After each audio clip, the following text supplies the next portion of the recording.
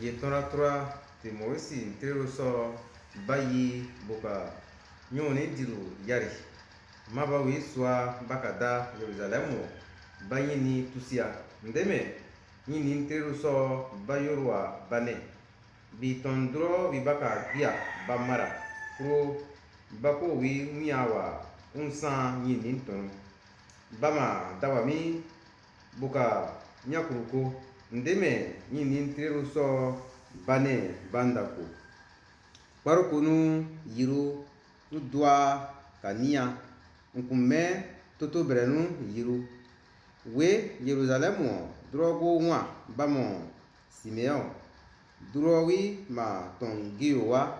ma ura gusunom songuruka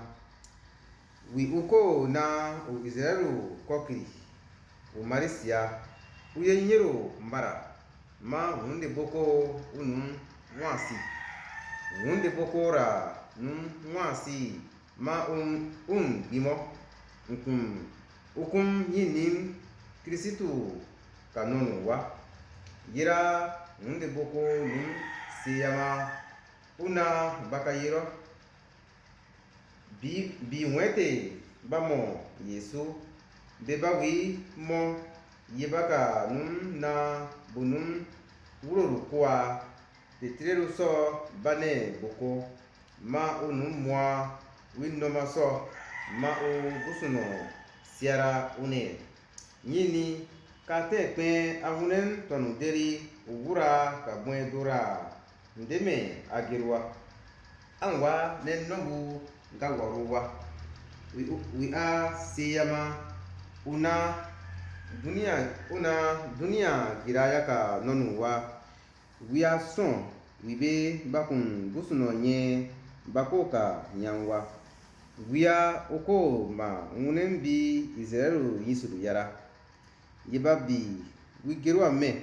maya wimba ka wimero bitimo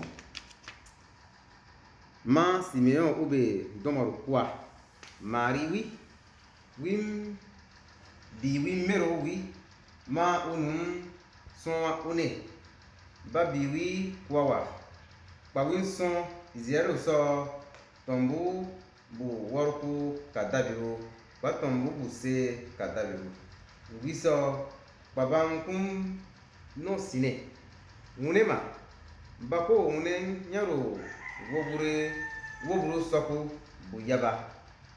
gari yiwa sa ton dabirum nukura